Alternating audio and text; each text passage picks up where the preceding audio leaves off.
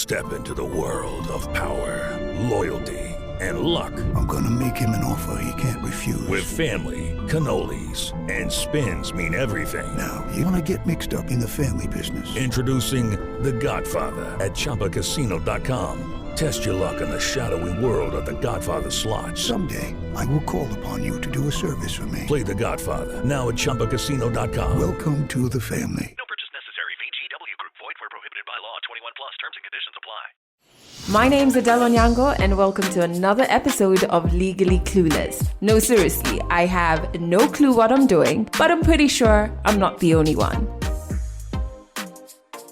Hey you, welcome to episode 325 of Legally Clueless. This is what's coming up. I developed mental challenges. It was my sister's wedding. I was her best maid. At the time she was exchanging vows, I started shaking, started trembling, and I started feeling dizzy. I started having heart palpitations. And then I remember feeling that I'm going to collapse. I actually did collapse, and the next minute I found myself in hospital. I couldn't walk. I had to be, moved around in a wheelchair. I was crying uncontrollably. After they did the initial tests, the doctors decided to admit me because they were not understanding what this is. They needed to do further investigation. So I was admitted for about 3 weeks. We did tests, all sorts of tests, CT scans, MRI. So when I went to see this neurologist, he's the one now who eventually diagnosed me with depression and anxiety disorder. At first, I was like, how can this be depression? It's manifesting physically. When I was diagnosed, then I got to understand why I used to drink the way I was drinking. I was drinking to drown the feelings that I used to have. Before we get to Wa's story that's coming up a little later in this episode, I want to first share some exciting news. Oh my goodness, Buck, I've even forgotten to welcome you. Okay. First, welcome to the family, especially if you are a first-time listener. You are better late than never, and you've chosen a very illuminating episode to listen to. If you are an OG member, I have so much love for you as usual. Now make sure you sign up to officially join the family and receive our weekly newsletters. A link to do that is in the show notes. That's a link to our website, legallycluelessafrica.com. And if you love social media, find our cozy, safe corner of those spaces. On Instagram, we're at Legally Clueless Africa, and it's the same on TikTok. Podcast episodes like this go out every single Monday. On Wednesdays, we have the midweek tease, and I'm very excited about this Wednesday because I'm going to be talking about something that was a life-changing experience for me. It's a different form of therapy that I tried out, and I cannot recommend it enough. It's not talk therapy. Well, kind of like, it's not talk therapy, okay? It's something different, and it changed my life. That's coming up on Wednesday. On Friday, we have Ask a Therapist, where if you send in questions, a certified therapist answers them for you. Okay, back to my exciting news that made me forget my manners. You and I and many more incredibly mannerless women are going to be linking up for a movie night. Yeah, think a room full of powerful women who are on the journey to becoming their best self, which is the journey I am on, which is why I'm going to be in that room as well. Think tons of style, think tons of color, think yummy popcorn, and a space that allows you to be vulnerable. So what we're linking up for is a movie night.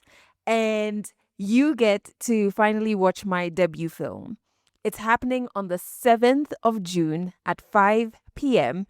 and it's absolutely free, but you have to register because we have very limited slots. So it's free, but you've got to register, which is why I'm not sharing more details about the where, because we have limited slots. So make sure you sign up ASAP. It's going to be our first for mannerless women link up. And my God, I don't know if you can hear it in my voice. I am very excited about this. So if you're in Nairobi, if you know you are a badass, mannerless woman on the path to becoming your best self, I want to meet you. So make sure you come through. And I also feel like because I shared with you every step of writing this film, every step of filming this film with you, it's only fair that you get to watch it, right? Yeah. So sign up. A link to do so is in the show notes. I'm so excited. I can't wait to hang out with you. And we're going to be doing something fun after the movie, having incredibly powerful conversations, and just building sisterhood. You know what I mean? Like a community of women who are on the same path to self-discovery, self-betterment, and self-actualization. Yeah, that one. Hey. So make sure you sign up. A link is in the show notes. All right, let's jump into 100 African Stories, where Wa is sharing her incredibly illuminating story of how she got diagnosed with depression and anxiety after intense physical symptoms. 100 African Stories on Legally Clueless. Stories from Africa.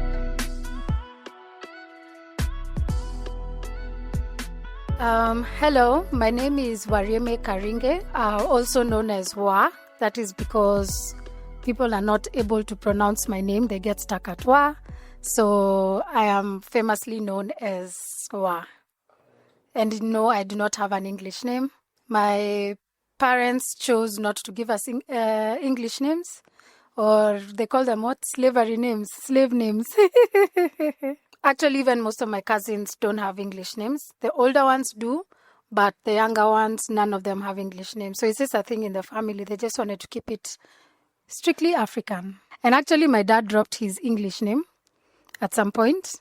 So that is how deep this thing of wanting to keep an African name is in the family. So he actually dropped his English name at some point. And it was gazetted and everything. So he no longer uses that name. I grew up in Nairobi, very nice area of Nairobi, and with a lot of grass and a lot of trees. And we grew up with a lot of animals on the farm. We would always just go around, cycling around the farm, helping the workers milk, of course, disturbing them, not helping them, because they're now these children. Yeah, I also learned how to slaughter chicken.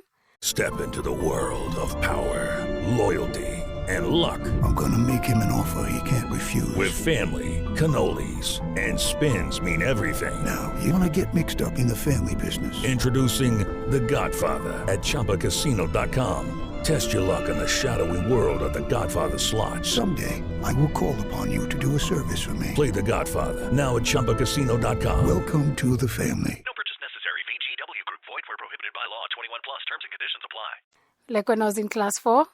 But I can't even touch a chicken right now because my mom used to sell chicken. So we'd just go and then we remove the feathers. You cut open the chicken, remove that bitter part. What is it called? Yeah, that bitter part that should not burst. Yeah, the bile juice, the sac that keeps the bile juice or something. So yeah, I had a pretty good upbringing. We grew up as siblings because where we lived, we hardly knew our neighbors. It was pretty much us guys. And then, of course, there is school. So I went to primary school. I went to Visaoshwal, very many Indians.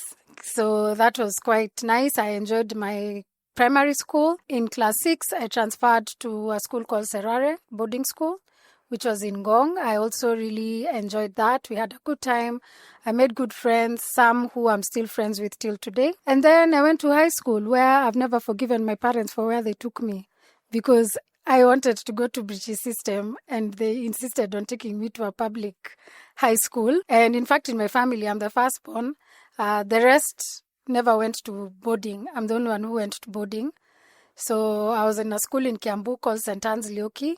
Well, at that time, it was a good school. It was a provincial school. So it was quite good. It was a sister school and everything. But for me, the fact that I was taken to a public high school as opposed to the school I wanted, I still have beef with my parents till today. At my big age, I still tell them I've never forgiven them for that. So how was St. Anne's? To be honest, I really hated it. As I mentioned, because I'd wanted to go to a different system. So I hated it all the way from Form 1 to Form 4. I used to cry every day, every time I was being dropped back in school, after we were opening school, after midterm. Yeah, so I just didn't like it. I was just so happy when I left. And I've never looked back. I think some of the experiences that made me hate the school at that time is the fact that there were people who were from very different backgrounds than the background that I was in. So I kind of felt that I really didn't have many people to interact with or many friends to interact with. So at that time, that was quite difficult because, as I've told you, the other friends that I had were from what you can say upmarket backgrounds at that point. But now I do appreciate it because when I came out into the world, I am able to interact with everyone and anyone. And for me, I have no qualms with talking to, the askari downstairs. I have no qualms with, even when I started working, the fact that I was exposed to different backgrounds, I do actually appreciate that experience because I'm not very closed up into this is where we grew up and this is the sort of people that I interact with only. So I must say it made me a very humble person. That's the word I'm looking for. It made me a very, very humble person, and I embrace different people. I have different friends from different areas and different, and in fact, even if you ask people around me, they're always like, you have so many friends. And that's because I just embrace everyone as they are. So that is one of the things I must say I do appreciate about going to that school. So from there, I went to USIU. The year when I finished, that is when they were starting the parallel program at Nairobi University. And I'd actually even gotten an acceptance letter to do law. But what happened, the regular students, so the government-sponsored students now went on strike because they didn't want the parallel program. And I was supposed to be starting in September. So when now they halted the program, the family or my parents kind of felt that I had stayed home for too long. So I just looked for a different course to do. So that's when now I decided to go and do IT when I was in USIU. So that is how I ended up now in USIU. So I would have actually become a lawyer. It says that now students went on strike. We weren't sure whether the parallel program will actually be implemented or not. So so that's what happened. I ended up in USIU. I did IT for 2 years, but then it was too much fun and IT was stressing me. So I dropped the course and I did IBA marketing. So that is what I finished with. Let me tell you, USIU, I enjoyed my years in USIU. That one I must say. The partying and the going out and stuff like that. It was a lot of fun. USIU was a good school, I must say. Yeah, it suited my personality. Kabisa, my personality now at the time. So we really did have an awesome time in USIU. Yeah, so then the most interesting thing is, as much as I dropped this course, I actually ended up in the IT industry for my career. Yes, so I actually ended up in the sales. I was doing IT sales, started with an organization called Access Kenya. It was one of the biggest IT organization in Kenya at the time. So I was a salesperson there. And then from 2006 all the way to 2015, I was in the IT industry. I was selling hardware, software, just name it, anything, cloud services, anything IT related. So I just kept laughing and I just kept saying, clearly I was supposed to end up in the IT industry. And I did enjoy it. And I guess it was a good thing that I transitioned into marketing because, you see, I ended up being a salesperson. I don't think I would have been a good techie, but I ended up being a salesperson. So, so that's how my career now was shaped. So as much as someone can be like, oh, she changed her major just because so she can hanye and go out and stuff, but it actually worked to my advantage. I actually really enjoyed working in the IT industry. Also, the money was really good. Very, very, very, very good. Very good. My first job, I was able to buy a car within the first year of working. I got to travel a lot through my job. I got to learn a lot. I got to meet different people, CEOs, decision makers, big people who sit on big tables and things like that. So I really enjoyed that industry. Then unfortunately in 2015, I now fell sick. I developed mental challenges. However, by the time I was falling sick, so what happened, it was my sister's wedding and I was her best maid. Now, at the time she was exchanging vows, I started shaking, started trembling, and I started feeling dizzy. So I kind of tried to reach out for something at the back, to be able to hold on to something. So while I was doing that, my parents noticed that there was something wrong. So they sent one of the other bridesmaids to come and relieve me. And then my aunt, I remember, came, brought me some water, gave me some sweets for some energy and stuff. And after that, I was okay. So I, at that time, actually thought it was a hangover. And what used to happen, this had actually happened previously, but not to that extent. Like there are times I would find myself somewhere and I just find myself trembling and shaking. And I actually do remember in, I think, 2013, there's a friend of ours who was getting married. And I was the one she picked me to lead the praise and worship during the church session. And I remember when I started the first song, I just started shaking, and I was shaking uncontrollably. And I just did not understand what it was. So because of that, I remember the pastor having to take over to lead the praise and worship session. So actually in 2015, that's when I realized what that was. But now let me take you back to the time now the time now when this incident now was crazy, right? This time during my sister's wedding. So the following week, we went to the coast with my mom. We had a good time. We were coming back on Thursday. On Wednesday, I started experiencing a very severe headache. So this was in June. Now, in January, I'll keep going back and forth, right? So in January, I started experiencing very severe headaches. I've never been someone who experiences headaches, but I thought it was because of the stress of work. At that time I was working for an American firm. Our targets were crazy. The pressure was on another level, like it was madness, So I thought it was actually just work stress. Now, these headaches that I used to have, I got that headache on a Wednesday. I tried taking Panadol Extra, it didn't work. I tried Panadol Advance, it didn't work. So my mom was proposing that now on Thursday, now this was Thursday morning because I was still not feeling well. So she was telling me, why don't we go to a hospital in Mombasa? And I told her, look, if we don't take the flight back today, I will miss out on that. And I have to report back to work on Friday. You know how bad it looks when you're from leave and then on the day you're supposed to be reporting back, you start calling in to say you're sick. It doesn't look very good. So I told my mom, let's just get to Nairobi.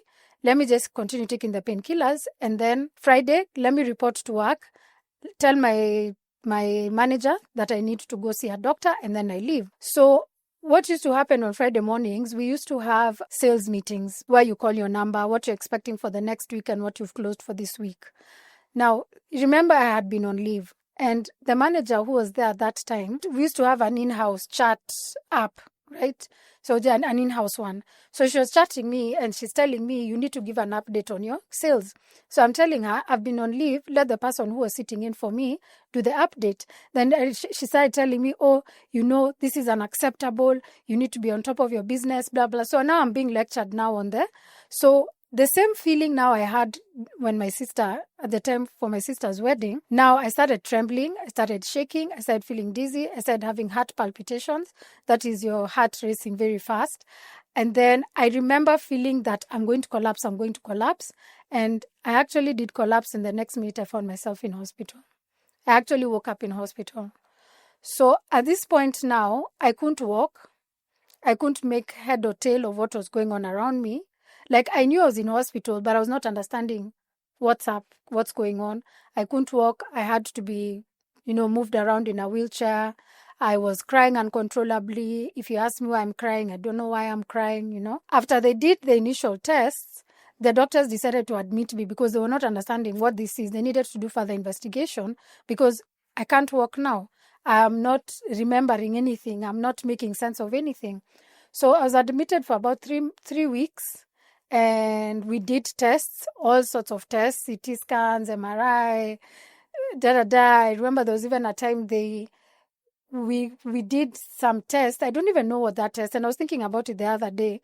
We did some tests where they put something up my nose and they discovered like a growth inside my nose. So I actually now had to go for surgery to have that thing removed. They thought it was cancerous, but thank God it wasn't. After another 3 weeks, they just decided just to discharge me. Now, At this time, this is what I'm experiencing. I was experiencing numbness on the left side of my body.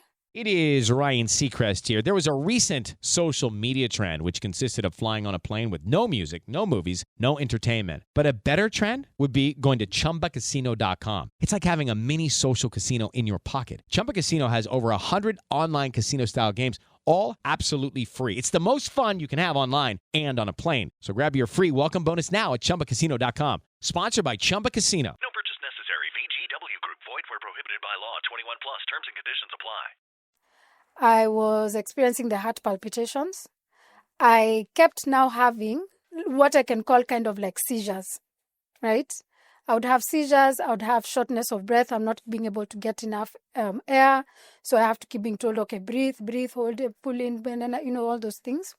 So eventually, when I was discharged, then also remember there was the issue of the headaches. Now the headaches now are also something else, because even when I was lying down, like the headaches were so severe that I had to be turned in the bed. I remember I was given some painkillers that had morphine. Those things were the best. They were just the best because they're the only ones that could get rid of the headache. So I went home. Then I was given some medication. I was home for maybe 3 weeks or so. And then I went back to see a neurologist because now again there was the issue of the headaches. And then also remember that I was numb on the left side of my body. I was having heart palpitations. I was just having discomfort.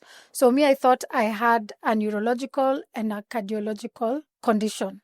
And I'd actually wanted to go to India to get treatment, for further treatment. But we just decided to see this neurologist, hear what he has to say. So when I went to see this neurologist, he's the one now who eventually diagnosed me with depression and anxiety disorder. At first, I was like, how can this be depression? I mean, it's manifesting physically. Like everything I'm feeling is physical. How can he be saying it's depression? But now, remember, here at this time, I'm desperate. I've been out of work for about 6 weeks. And now I'm here afraid that I'm going to lose my job. I had really prayed for that job. I'd really, really prayed for that job. It was actually my dream job at that time, I kept telling myself, like 5 years prior, but it's always used to happen with all my jobs. Like my first job at Access Kenya, I remember because my internship, I did it at the Nairobi Stock Exchange. And in the morning when we were going to town with my dad, we used to pass the offices of Access Kenya. And I always used to tell myself, I'm going to work here one day. I'm going to work here one day. And after a year, I got a job at Access Kenya. When I was at Access Kenya in 2009, we went for a training at now this other company that I work for called Cisco.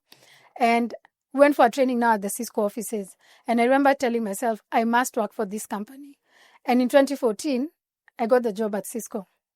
So I'd always, just prayed. Well, I don't call it manifesting. Let me call it praying. Yeah, praying, just telling God, I want to work here one day, Yeah, so now you can imagine now here I am. I was 1.5 years in, and now I'm out of work for 6 weeks.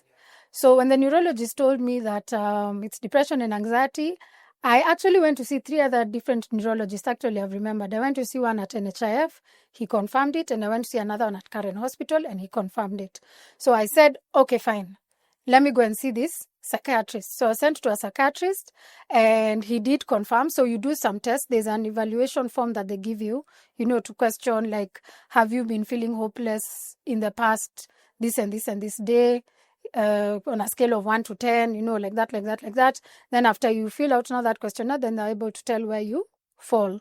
So when I did that test, they actually found me to be severely depressed. So when it comes to depression, it's in stages, or it's on a continuum. So there's mild depression, there's moderate depression, there's mild, then mild to moderate, there's moderate to severe, and then severe. So it's on a continuum. So for me, I was severely depressed. So the doctor told me that you need to start taking these medications and things like that.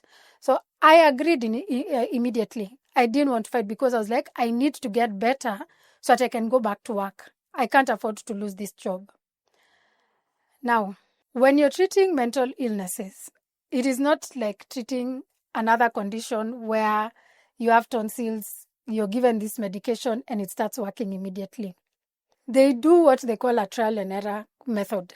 So you go in. I think even in the medical world, they call it trial and error. I don't know, but me, I use trial and error, and I tell my doctor it's trial and error because they'll put you on, let me give an example of Panadol, right? So they'll put you on, say, Panadol Advance, maybe 50 mg, and then they give you Panadol Extra 5 mg. Then they tell you, take these medications, come back and see me after 2 weeks. So you go back and see them after 2 weeks. If there's no improvement, maybe they'll reduce the Panadol Extra maybe to 15 mg, increase Panadol Advance to maybe 20, and then maybe add another drug to see. So this whole trial and error method for me, it took 6 months for us to eventually get the dosage right that stabilized me. And that is one thing that people don't know about mental illness. Because me, I thought it was medication, within a week, I'll be good, I'll be back to working. No. And especially the fact that I was found severely depressed, it's getting the treatment right took quite a while. And I actually saw one of the best psychiatrists in Kenya.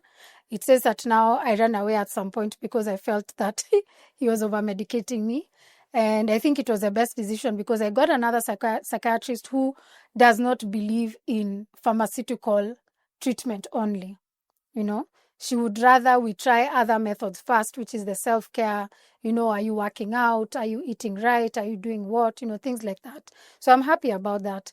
But anyway, so back to now the treatment. So you can imagine I've been home now for 6 months. So after 6 months, and then now this whole time now I had to move back to my parents' place. All I used to do was sleep the whole day, or I used to just cry. There were the headaches that were still there, the numbness, the anxiety attacks. Remember now I was diagnosed with anxiety. So you remember what I experienced during my sister's wedding. And that other experience I told you when I was told to lead the praise and worship, that whole shaking and things like that, that was actually anxiety attacks. But now remember I told you, I thought they were hangover. And the reason why I thought it was a hangover is because when I was in USIU and a few years after USIU, I was more into partying. But it reached a point in my life, I now moved into drinking. So there's the partying for, you want to go out, you want to be with your friends, you want to dance, you cannot miss, you have to be seen, blah, blah, blah. But now it moved to a place of drinking. When I was diagnosed, then I got to understand why I used to drink the way I was drinking. I was drinking to drown the feelings that I used to have. So let me take you back to 2008. In 2008, I remember starting to I was diagnosed in 2015. So in 2008, I remember realizing that, 1, I used to cry a lot. 2, I would get angry very easily. The slightest thing would tick me off. 3, my confidence levels had gone down. I remember being in meetings in boardrooms and I'm not too sure, should I speak, should I not speak? And I was always a very confident girl from when I was young. I forgot to mention that I used to be in drama club, I was music festival. I've always enjoyed being on stage. I was that sort of girl. Even sports, I was always taking part in sports and things like that. So you can imagine moving from being a confident girl to suddenly I'm doubting myself. Should I speak up? Should I say this? Should I, always questioning myself. I was always seeking approval from people, which was never me before. I would make my own decisions. I would move forward. But I remember always starting. So I would ask one friend, what do you think about this? And ask about another friend, always just seeking approval from people. My self-worth was pegged on what other people were saying, what people thought of me and what people were saying. Someone tells me, you're doing a good job, my confidence levels goes up. Someone criticizes me, my confidence levels go down. So from 2008, I started experiencing that. It just started building pole. It started building slowly. So self-doubt, all those things. Of course, it starts from low level, then it starts building up. And I kept wondering what's wrong with me. I also remember I used to experience suicidal thoughts. And I really used to bash myself about that because I used to wonder, what is wrong with me? Why am I so ungrateful? I have this great job. I'm doing so well. I'm traveling. even if I was in a relationship, whether good or bad. But like, I couldn't really say that my life was horrible. So why am I being suicidal? So it became a vicious cycle of what's wrong with you? Why are you getting here? Why are you getting suicidal? Why are you so ungrateful? So you can imagine, the more I'm bashing myself, the worse also my depression is getting. So then now it got now to 2015, now when my body eventually crashed. And that's when now my journey with my mental health began. So it'll actually be a decade, 6th of June, of struggling with this condition. And because I was found severely depressed, recovering from that has been very difficult. Just imagine something, just even think of, let's even give an example of cancer from stage 1 to 4. Usually when you're found at stage 1, 2, chances of you surviving are high. When it gets to stage 4, yes, there are people who have recovered, but also it's a very critical stage. And recovery sometimes can be impossible, right? So it's the same thing with depression. So my body just completely crashed. And now it has been 10 years of hell. 10 years of hell. 10 years of medication. 10 years of relapses. So I have to end up being admitted in hospital. I used to have on average 3 admissions in a year because I just consistently get into a relapse. The recurring now of the symptoms, the low moods, extremely low moods to the point that I can't walk, I can't function, I can't make head or tail of anything. And so many people have asked me, how do you feel when you're in that situation? Do you know, even when I'm in it, I remember there was a time in 2023 I was admitted and my cousin asked me, she had come to see me and she asked me, so what exactly is it that you feel? And I told her, I don't know. All I know is that I'm sick. All I know is that I can't walk. All I know is that my memory, there's also something else about depression. Depression really messes up with your memory. I can speak to you in the morning. At 4 p.m., I'll call you and be like, why have you been so quiet? We haven't spoken in so long. And you're like, didn't we just speak in the morning? Or you'll tell me something about maybe you're going to do ABCD. Or say, for example, maybe you tell me you're going for an interview. And then 2 months down the line, you get the job. And then you're calling me to tell me, oh, imagine I got the job. And then you're asking me, then I'll ask you what job. And you're like, remember I told you I went for this? And I'm like, you never told me. So it now starts becoming no, you never told me what. But I'm really glad now my close friends and family members now do understand when I say that I don't remember ABCD, then they understand it's because of the condition. So the memory loss of appetite. I actually lost a lot of weight. What happens with mental illnesses is it affects your eating habits. So there are those who their appetite increases, and for those ones who their appetite decreases. So for me, it was decrease in appetite. Sleep patterns are also affected. So either insomnia or sleeping a lot. So for a very long time, it used to be insomnia, but then now it has flipped now to sleeping a lot. So you can find that if I'm not well, I will sleep the whole day, the whole night, wake up the next day, and I'm still fatigued. Another thing also with mental illnesses, depression, is that you experience a lot of fatigue. A lot of fatigue. You just feel just tired. It doesn't matter how much you sleep, you just feel tired. There's also lack of concentration. That's also another reason why I've not been able to go back to a 9-to-5 job. Catch more African stories in the next episode of Legally Clueless. What a powerful story. That is just part 1. Part 2 is going to be out next week, Monday. So make sure you subscribe to whatever podcast platform you're streaming this on. Subscribe to our page so that you don't miss out on part 2, where Wa talks about after leaving hospital, what going back to work was like. Yeah. There's a lot. There's so much more coming in this story. I always ask you after a story, what did you connect with? But for some reason in this episode and because of this story, it's like nudging me almost and pushing me to do a check-in with you. How are you doing really? Remember that this community is a safe space. So there's no wrong, there's no right, there's no answer that is too heavy. Drop it in the comments on whatever platform you're listening to this on. I personally go through all the comments and respond to all the comments. It's not someone from my team who does that. Yeah, how are you doing? Let's do that check-in, because I think sometimes we forget when we talk about matters wellness, how powerful community is and how intentional we have to be about upholding that community by checking in with each other.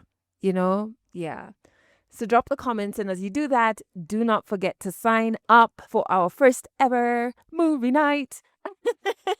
I sing when I'm happy, okay? I sing when I'm happy.